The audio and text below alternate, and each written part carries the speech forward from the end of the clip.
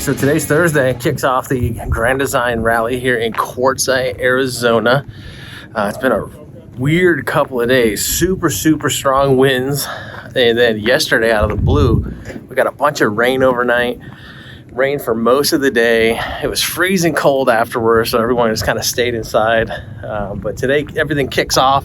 A lot of people rolling in. There's tons of RVs here. I think there's supposed to be about 170 RVs, if I remember off the top of my head. Everyone's just parked everywhere. Took the drone up earlier. It looks pretty cool seeing everyone spread out.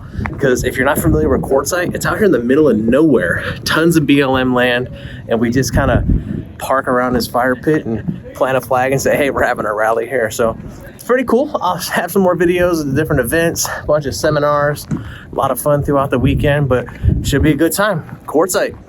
So if you've never been to an RV rally before, you're missing out. You get to hang out with hundreds of other RVers, enjoy a week of workshops, seminars, music, entertainment, fun and games. Usually there's tons of giveaways and raffles. The last day here at Quartzsite, we used all this wood to make a massive bonfire while we listened to a band play. It is really a great time.